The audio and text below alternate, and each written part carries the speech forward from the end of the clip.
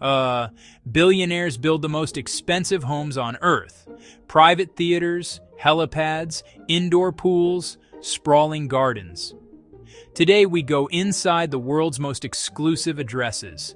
I've spent years telling stories from behind glass and marble, watching light fall across rooms money alone can buy. These dwellings are not merely houses. They are stage sets for private lives, monuments to taste, power, and solitude. From the clipped hedges of London to cliffside mansions that hover above an emerald sea, each property carries a signature of its owner's obsession: control, comfort, unapologetic display of abundance. Cinematic ballrooms, hidden passageways, power plants, and pools that reflect whole skylines. In the heart of London's Billionaires' Row, I stand at a wrought iron gate. Imagine the stories contained within stone embassies turned private homes, neoclassical facades hiding modern marvels. The street is an artery of whispered power, lined with plane trees, armored security. You feel the history seeping from the pavements, an old city wearing a new crown of wealth. Inside, ceilings rise like cathedral vaults, rooms dressed in tapestries or modernist restraint. Private gardens, hidden courtyards where carriages once turned and now SUVs idle. Chauffeurs and footmen move with quiet precision, secrets kept in cellars and libraries, with elevators to underground screening rooms. Here, clout and concrete buy privacy, and permission is the price of entrance. Larry Ellison's Japanese-inspired compound blends koi ponds, tea houses, sculpted gardens into a private world of serenity and meticulous design. Walking these grounds is like entering a scroll painting. Every stone placed with intent, every path a meditation. Water murmurs across stone, carp move like living brushstrokes. Simplicity meets technology, sliding screens with integrated climate systems, ancient aesthetics, modern convenience. Trees are trained like living sculpture, bonsai writ large across acres. Light is orchestrated to reveal wood grain and pond shimmer at exact hours.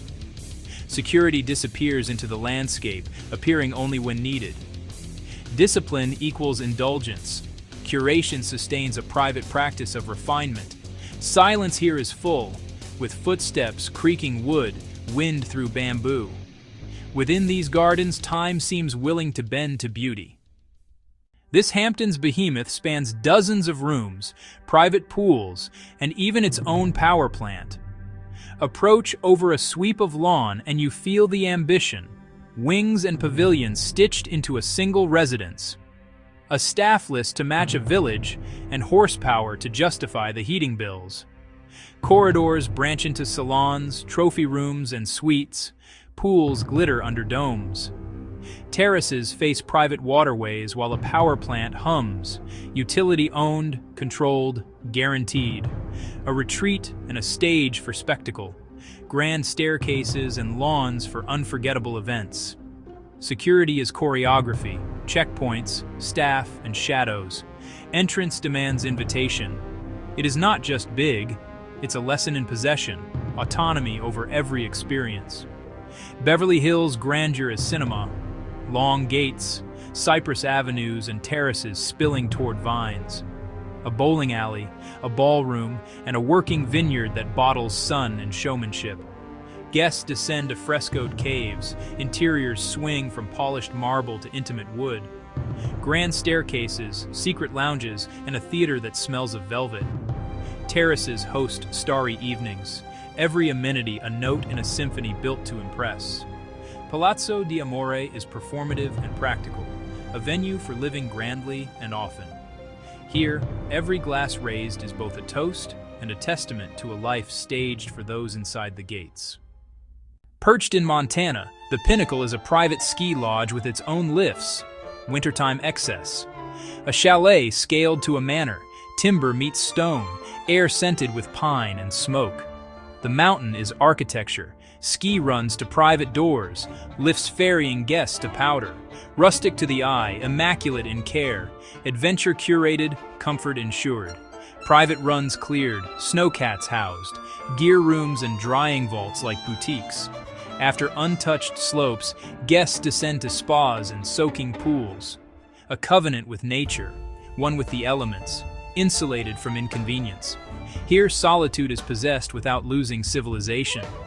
On the French Riviera, Villa-les-Cèdres pairs historic opulence with botanical marvels.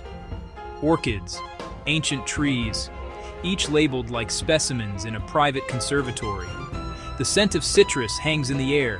Sunlight plays in foliage. Rooms open to terraces. Sculpted hedges and conservatories nurture species for generations. A period house repurposed for botanical curation. Heritage in service of life. Gardeners practice patience, prune, propagate, protect. Entertainment under vines. Cuisine paired to the season and the sea. Luxury as slow life. Stewardship at a scale bordering on the sacred. Monaco's skyline shelters an ultra-modern penthouse perched atop glass and concrete. A rooftop pool and private water slide. A playground above the Mediterranean. A declaration of living at the edge with wraparound harbor views. Minimalist luxury. Polished surfaces, bespoke lighting, furniture aligned to the horizon. The rooftop is a stage, an infinity edge meeting the ocean, cabanas for sunlit reverie. Servants glide unseen, private elevators whisk you from car to cloud. Security is relentless yet invisible. Anonymity is the true luxury. Height as metaphor, above the fray, closer to light, the city falling away beneath your feet. Playful and austere at once, a stage to be seen on and a refuge to disappear into. Here, the horizon is not a boundary, but a companion. Villa Leopolda stands as a symbol of European estate grandeur, scale and legacy entwined.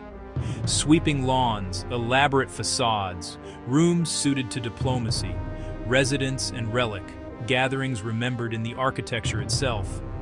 Terraces touch the sea, fountains trace geometry, dawn promenades under stone, collections curated for narrative, each object a chapter in a family myth. Hospitality with ceremony, banquets, concerts, fetes that decide nothing and everything. Not just stone, lineage, gossip, and prestige lend it market immortality. Mumbai's Antilia rises as a 27-story private skyscraper. Helipads crown its summit. Staff in the hundreds keep its vertical ecosystem alive. Amenities redefine vertical luxury, stacked like a private city. On a narrow plot, a tower ascends with manifesto-level audacity. Floor upon floor of autonomy. Compacted abundance in the sky. And then, the most valuable residence in the world, Buckingham Palace. A working palace, residence, institution, and symbol at once. Ceremony codified, guards, crests, and rituals that outlast their eras. Interiors where diplomacy meets spectacle under chandeliers of history. Private gardens play public roles, hosting moments woven into national memory. Its value is not just bricks and acreage, it's the weight of continuity itself. From London to the Riviera, Monaco to Mumbai, these are homes where wealth becomes landscape. Each reveals a different obsession: control, comfort, performance, sanctuary, or height. Look closely. Details tell you what it means to possess a private world, but exclusivity is always viewed from outside its gates. Which home surprised you most? Comment below, and subscribe for more journeys inside the luxury billionaire lifestyle.